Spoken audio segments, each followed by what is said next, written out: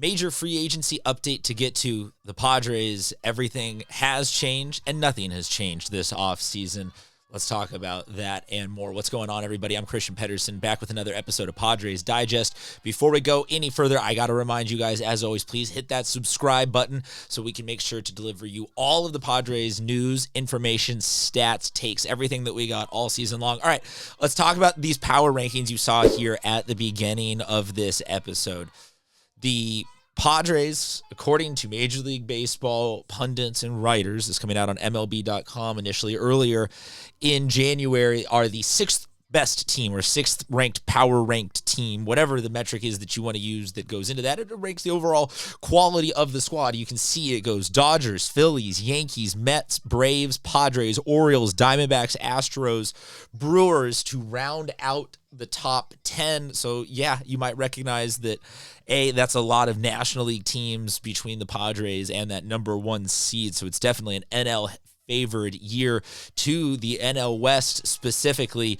Darn near everybody is in this the top. I mean, we're missing the Rockies, and you know what? There's always a chance with how Coors Field is that they'll end up there. What we got to talk about though is, does anything change in those rankings based off of everything that has happened in the offseason so far? For the Padres, let's recap.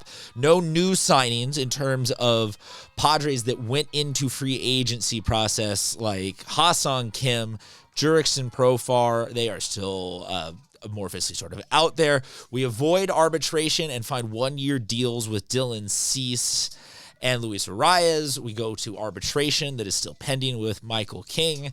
The Padres lose out on Tanner Scott to the Dodgers. The Dodgers also grab Roki Sasaki. Handshake deal or not, don't care. He's a Dodger. That's the only end function of that. Padres lose out on the sweepstakes for possibly having Blake Snell return. He winds up with the Dodgers. Justin Verlander signs with the Giants. That might not be a direct factor. That might be a direct factor still, though symbolically speaking, moves being made by teams in and around this top 10, and also by teams that, the Giants move is they're not even in this top 10.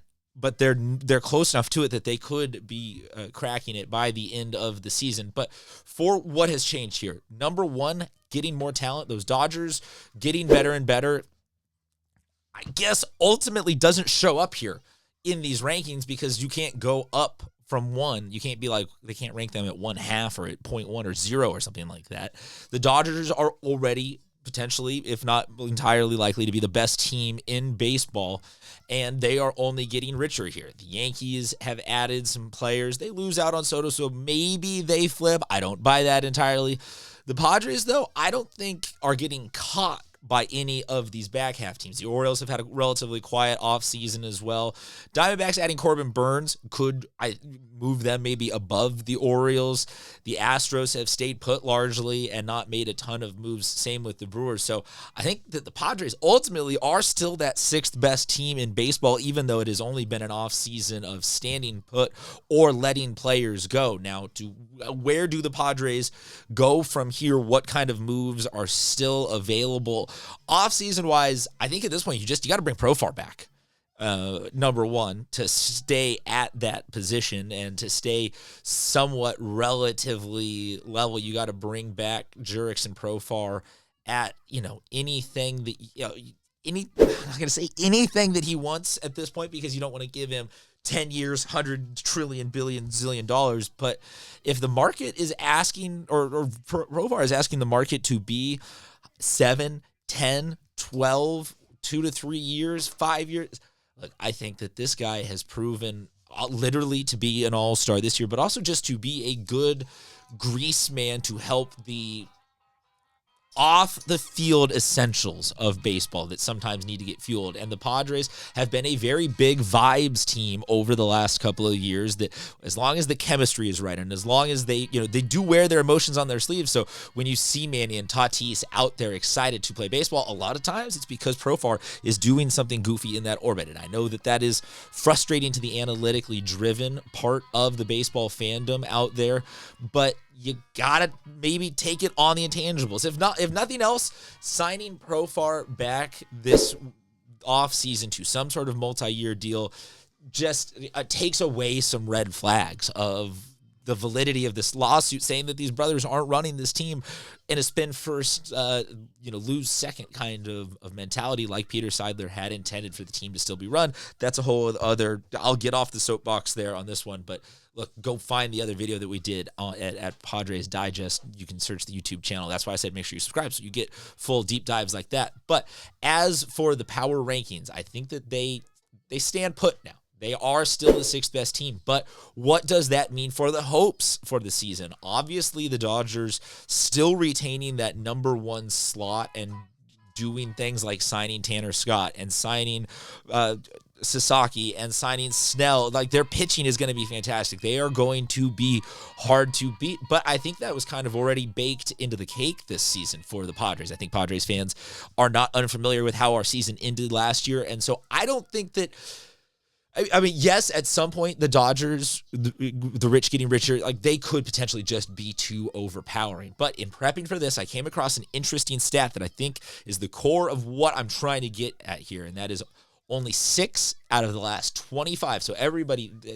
or going back to 1999, if I'm getting my stats here correct online, 6 of the last 25 World Series winners have been the teams that actually led baseball in wins in the regular season. So the Dodgers last year were one of them. So I have to come to terms with, they can win, but it's not like it can happen because they just did it. But to say that they could do it 2 times in a row, the stats aren't necessarily reflective of that being a more likely thing. It seems like a less likely thing. So say the Dodgers go ahead and win 116 games, 120 games, 140 games, 100 whatever games. They're going to be great. They still have to match up in a series in that postseason that, if we're looking at the top 6 teams, most of them being in the major or in the National League, maybe the top 10 is going to be loaded with that.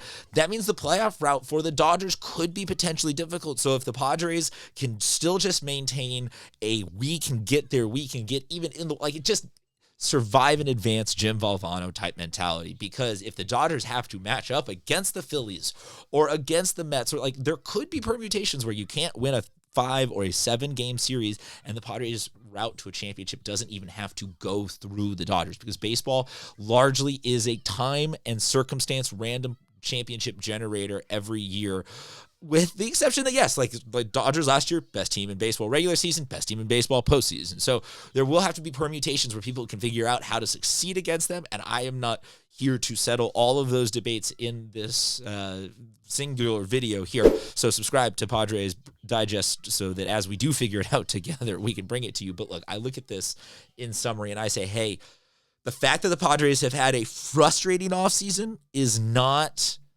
the end of the world, because there is still a lot of potential for hope and success coming off of this group right here. And so the fact that the Padres haven't had any free agent moves, it's okay. I think that Profar is going to be able to strangle the Padres for a good amount of money, but I think he should be the next major signing that you are on the lookout for. Or if Profar doesn't get re-signed and they go in only losing, I give you guys permission to raise the Let's Panic meter from 0 to 1, and we will get that. We'll get the Let's Panic meter built by our graphics team.